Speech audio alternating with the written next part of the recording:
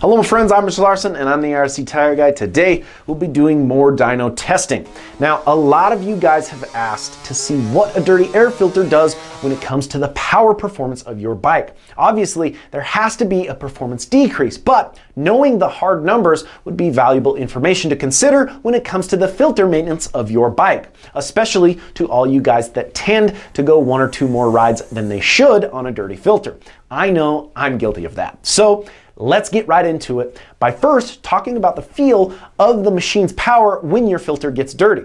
Personally, I believe that with the advancements in technology from the carburetor to TPI machines, the filter tends to have less of an effect on the power of your machine when it comes to the TPI. I was always able to tell when my filter was dirty on the carbureted bikes, whereas with the TPI, it seems to take longer in between filter changes to really feel the difference in power.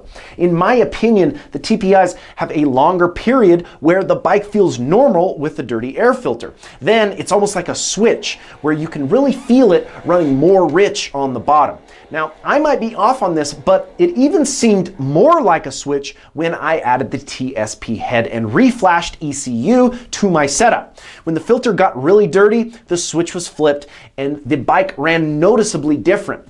With a carb bike, it felt more like I was slowly adjusting the air screw out as the filter got more and more dirty until I finally had to change it. Again, this has been my perception through the years of testing carbureted and TPI machines, and really, I'm not sure if I'm 100% on point with this assessment.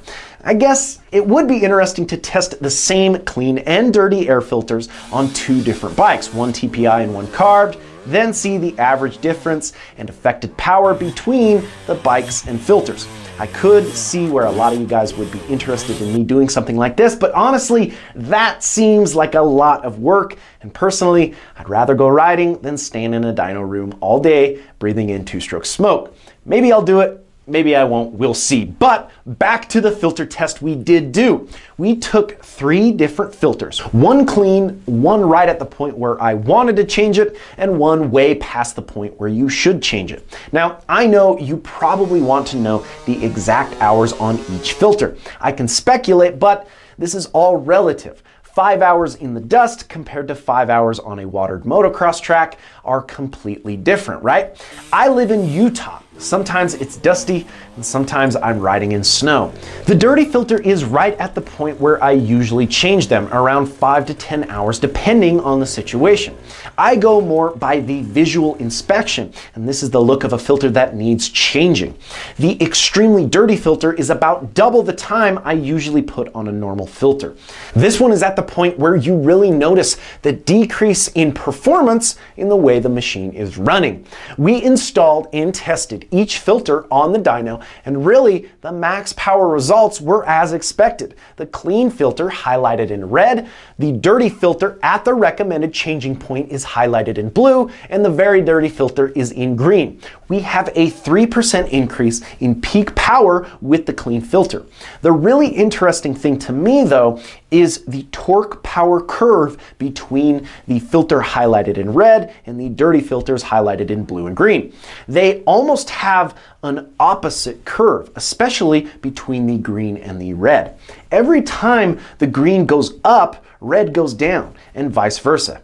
Now, I'll be honest, I really don't know what this means. Let us know in the comments what you guys think is happening. Now, honestly, dyno numbers really don't concern me. I care more about the feel of the machine. The truth is, I like the way the clean filter makes the bike feel. The bike runs crisper, cleaner, and really it helps me rest easy knowing my bike is breathing clean air, ultimately making my machine last longer. Now, our friends at Ready to Ride Rentals successfully put a KTM 300 through 100 hours of zero maintenance.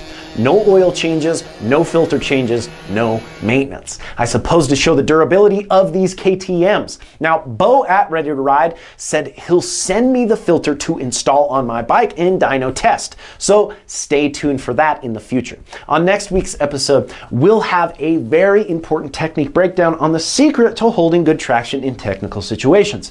Obviously, running an IRC tire is step 1, but there are a few additional techniques that are absolutely mandatory mandatory to learn, so make sure to subscribe to the channel so you don't miss that. And if you aren't already, follow us on Instagram at IRC Moto and my personal Instagram page at RichLarson511. And until next time, keep shredding.